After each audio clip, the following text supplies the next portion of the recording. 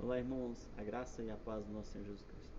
Hoje nós damos início à nossa primeira aula de teologia, onde falaremos da essência de Deus. Para esta primeira aula, nós precisamos primeiro fazer um check-in aqui.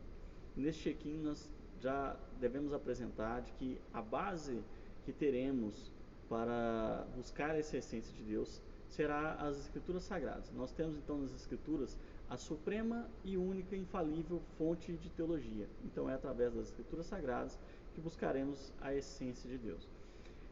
Para falar dessa essência, nós nos dedicaremos a um estudo da pessoa e da obra de Deus.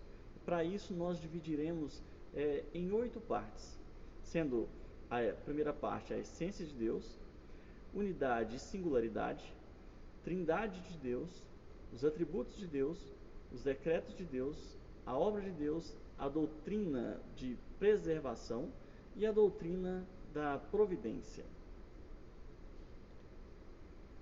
Nesta primeira aula especificamente, nós trataremos de 2 temas. Trataremos sobre a essência de Deus e sobre a singularidade de Deus. Bem, vamos lá. Sobre a essência de Deus. Quando nós buscamos e olhamos toda a Escritura, começamos a passear nas Escrituras Sagradas, nós conseguimos observar as culturas antigas, que havia ali naquelas culturas antigas um sistema de politeísmo altamente desenvolvido. Quando nós olhamos, por exemplo, os gregos, nós vemos ali um panteão grego, né, com todos os seus deuses ali, os romanos também, com deuses e deusas. Podemos falar, por exemplo, também dos babilônicos, né? Então existia ali um sistema de politeísmo e que é relatado na Escritura Sagrada. Porém, quando nós olhamos essa mesma Escritura Sagrada, nós conseguimos identificar uma cultura que se destaca por seu compromisso com o monoteísmo, né, desenvolvido ali naquela época, que foi exatamente a cultura judaica. Então nós temos no meio de toda aquela cultura de politeísmo, uma cultura se diferenciando das outras, se destacando das outras, singularmente falando, bem separado ali das outras culturas, que seria então a cultura judaica com o monoteísmo. Porém, algumas pessoas criticam essa ideia de monoteísmo dentro da cultura judaica. Alguns críticos argumentam que a religião judaica, ela, na verdade, ela refletia uma forma diferente antigamente. Então, o Antigo Testamento não era realmente monoteísta para eles, e sim um modelo sutil de uma forma de politeísmo. Então, eles acreditam que era um politeísmo, mas que foi, na verdade, sendo alterado com o passar dos anos devido a algumas ideias modernas. Sendo que nós temos, então, dentro dessa crítica, eles afirmando que as escrituras, como nós temos hoje, elas foram, então, para eles, reformuladas para que pudesse ser inserido uma visão moderna de monoteísmo nos relatos patriarcais e nos registros bíblicos. Por exemplo, nós podemos olhar a questão do cristianismo como tendo a ideia da trindade. O judaísmo não trata realmente a palavra ali como trindade, né? A ideia como trindade como nós cristãos tratamos. Mas quando nós pegamos o cristianismo, a gente vê sim a ideia da trindade. Então, para alguns críticos, esta ideia, na verdade, não poderia ser um monoteísmo, e sim um politeísmo. Mas nós vamos falar um pouco mais sobre essa questão na próxima aula, quando nós falaremos então da trindade. Então, guarda essa informação um pouquinho, para que a gente possa usar ela futuramente ali sobre essa ideia de que eles têm de politeísmo dentro do cristianismo. A essência de Deus. Apesar dessas teorias, né, críticas, desde a primeira página da Escritura nós achamos uma afirmação inconfundível de que não há limites para o reino e a autoridade do Senhor Deus. Ele é o único Deus, né? Ele é aquele que cria e que governa todas as coisas. Então existe somente um único Deus que faz todas essas coisas. Em essência, ele é o tudo do início e não há outra além dele.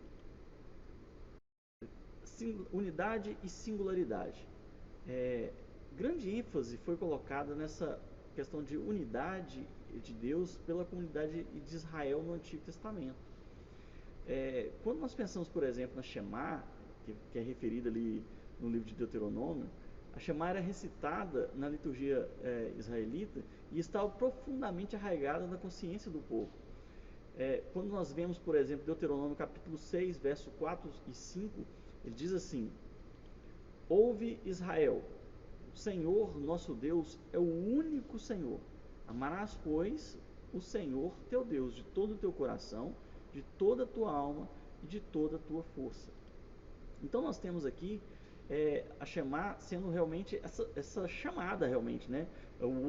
Ouve Israel, e onde ele dizia primeiramente que o Senhor Deus, ele era único, um único Deus. Então não havia outros deuses além do Senhor. Sim, o Senhor era único. Então a gente tem essa singularidade no meio da comunidade israelita como de forma bem singular realmente, né? Bem chamativo e bem característico dessa cultura, onde que eles mostram realmente que Deus é o único, não há outro. Então fazem sempre questão de chamar essa atenção para que vejam que Deus é único, né? Único, Deus é único. Então primeiro ele fala: ouve Israel, o Senhor nosso Deus, ele é o único Senhor. E aí depois ele vem dizendo: para amar o Senhor teu Deus de todo o coração, toda a alma e toda a força. Olha a importância dessa singularidade.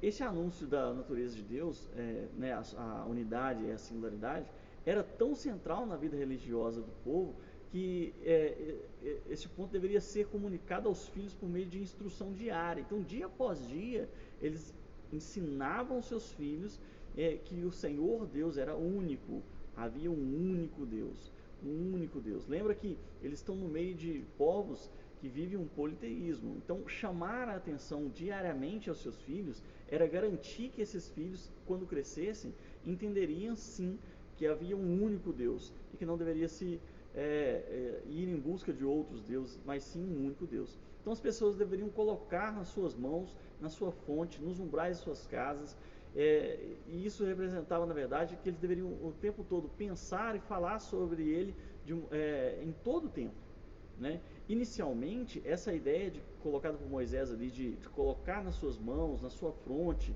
e nos umbrais das portas, era, na verdade, uma figura, né, de linguagem. Era, na verdade, uma representação, que eles deveriam, então, o quê? Pensar, falar sobre isso o tempo todo. Com o passar dos anos, se tornou até de forma literal para em alguns momentos. Alguns começaram a pegar essa escrita, né, onde que dizia ali que o Senhor é o único Deus, começaram a escrever em tirinhas de couro, faziam como se fosse um pergaminho e prendiam na testa, amarrando com uma fita, assim. Em algum momento da história, a cultura chegou a fazer isso, né, do povo ali de Israel. Amarrar realmente no meio da testa ali esse escrito dizendo que o Senhor era o único Deus. Isso quando não era, por exemplo, escrito na mão, e aí quando iam orar, colocavam no meio da sua fronte aqui e começavam a recitar isso: ouve Israel, o Senhor Deus é único, é único. E assim se tornou de forma até literal para eles, né? E não somente uma figura onde que eles deveriam entender que era para pensar o tempo inteiro e falar o tempo inteiro que Deus era o único Deus. Depois de declarar Shema, olha só o que Moisés disse. Ele disse assim: essas palavras que hoje te ordeno estarão no teu coração, tu as inculcarás a teus filhos, e dela falarás assentado na tua casa e andando pelo caminho, e ao deitar-te, ao levantar-te, e também as atarás como um sinal na tua mão, e te serão por frontal entre os olhos, e as escreverás nos umbrais da tua casa e nas tuas portas. Então é um chamado. E olha, então, essa declaração que Moisés faz. Então era o tempo inteiro sendo ensinado. Olha, coloca na cabeça dos seus filhos. Eles precisam entender que Deus é um só existe um Deus, somente um Deus. Então os pais israelitas, eles deveriam assegurar-se de que seus filhos entendessem a singularidade de Deus, de modo que essa verdade permeasse a comunidade a cada geração. Então, de geração a geração, era passado ali de pai para filho, de que Deus era era único, não havia outro, somente um Deus que existia. Então, no meio de uma nação politeísta, no meio de uma cultura politeísta, onde eles viviam, em volta tudo ali eram politeístas, era necessário colocar na cabeça de seus filhos que Deus era um só. Então, isso é bem enfatizado no meio da cultura judaica. O politeísmo nessa época ele era sedutor, né? Então, assim, a maior ameaça que Israel teve, né, foi a corrupção que veio de seguirem falsos deuses, né? Israel precisava lembrar-se de que não havia Deus exceto o Senhor Deus. Então, e por que esse politeísmo ele era sedutor? Havia várias ofertas ali naquele momento, né? Então, se pensarmos, por exemplo, existem vários períodos da história que nós podemos pensar sobre a questão de politeísmo, mas, por exemplo, podemos pensar nas prostitutas cultuais, em que havia ali na Grécia, onde que era oferecido diante de altares, né, de deuses, relações sexuais. Então, assim, para uma pessoa carnal, né, era algo muito sedutor. Fora as questões mercantilistas, né, a questão de comércios que poderiam ser realizadas. Então, havia uma série de coisas que poderiam estar em volta realmente ali da questão do politeísmo. Então, era muito sedutor para eles, mas eles precisavam se permanecer santo e não se corrompesse com o politeísmo, e sim servisse a um único Deus, que é o Senhor. Então, a ameaça que Israel tinha era justamente se envolver com isso. E aconteceu isso em vários momentos das histórias.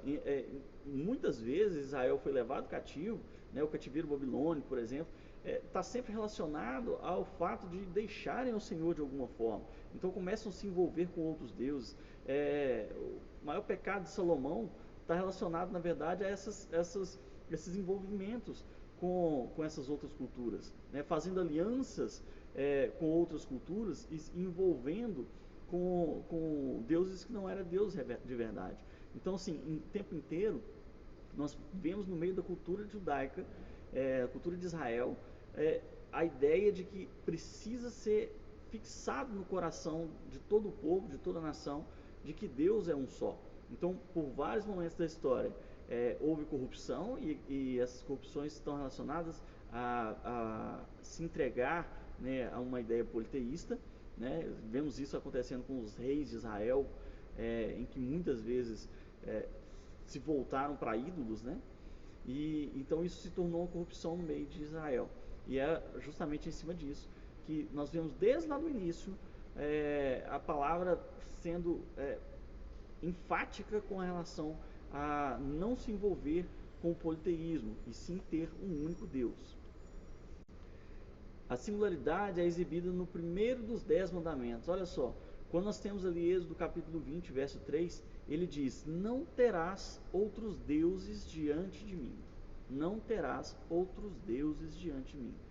O mandamento, ele não queria dizer que o povo de Deus podia ter outros deuses, contanto que Jeová fosse considerado o primeiro. Diante de mim significa em minha presença, e a presença de Deus se estende por toda a criação.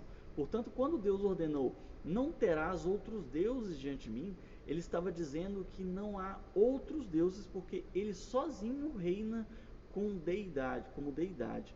Então não tinha outro, tá? Não é como, por exemplo, acontece em algumas culturas, em que você apresentar, por exemplo, Jesus para eles, e eles vão aceitar.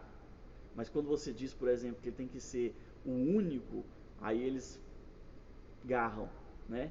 Não era a ideia, então, assim, olha, você pode ter outros deuses, contanto que Deus seja o primeiro. Não é isso. O que ele quer dizer não existe. Quando ele fala, não terás outros deuses diante de mim, é porque não existe outros deuses. Não é porque você precisa colocar Deus como primeiro e os outros deuses vêm embaixo. Não é isso. Deus é o único, não existe outro diante dele. Ele é o único que reina sozinho, com deidade. Não existe outros, ok? Então, Nós vemos aqui então de forma muito enfática como que é tratado a singularidade de Deus, ok? Bem, sendo assim, nós chegamos ao final da nossa primeira aula. E no nosso próximo encontro, nós falaremos um pouquinho sobre a Trindade de Deus. Portanto, até lá!